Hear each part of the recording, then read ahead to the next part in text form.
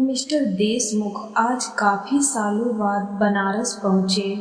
गली कूचे सब बदल चुके हैं। एक वक्त था जब यहीं की आबो हवा रास आती थी, लेकिन नौकरी में हुए पदार्पण की वजह से कभी लौटकर वापस आ ही नहीं पाए। सावित्री जी चाहती थी आजीवन यहीं रहूं। बड़ा सा घर बनवाया, हर चीज अपने पसंद की, लेकिन विचारों में खोए देशमुख साहब कुछ ही देर बाद अपने घर के बाहर खड़े थे।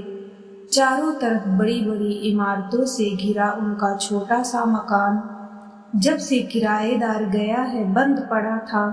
दरवाजे पर पहुंचते ही धर्मपत्नी की याद आई। नेम प्लेट पर गर्त जम चुकी थी, अपने हाथों से साफ किया।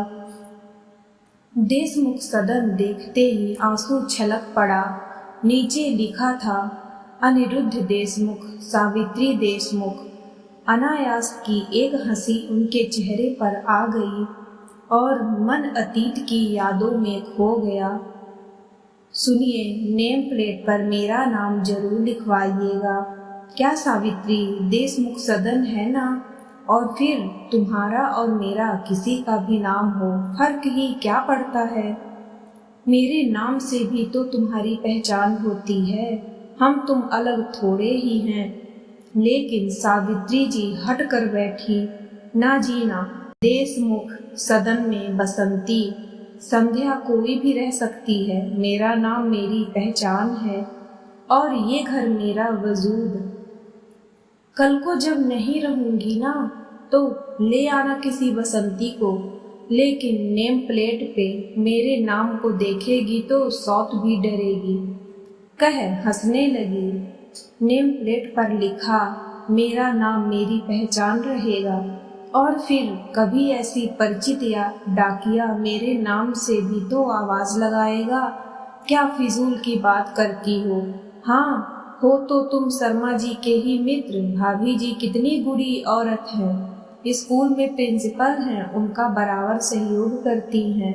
लेकिन देखिए ना, कितने बड़े अक्षरों में उन्होंने अपना नाम लिखवाया, शर्मा निवास, एक्स इंजीनियर ओंकार नाथ शर्मा। क्या उनकी बीवी का कोई अस्तित्व नहीं? उनके नाम से उनकी पहचान नहीं? क्या इस घर में उनका इतना भी अधिकार नहीं? वो स्कूल में प्रिंसिपल हैं, लेकिन क्या वो औरत हैं, इसलिए उनका कोई वजूद नहीं?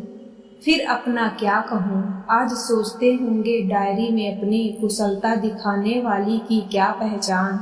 लेकिन चाहे मेरे नाम को कोई ना जाने, पर मेरे लिए इस घर की पट्टी पर लिखा मेरा नाम मुझे सुकून देता है, मेरी आत्मा को पहचान दिलवाता है। बाकी आप समझदार हैं।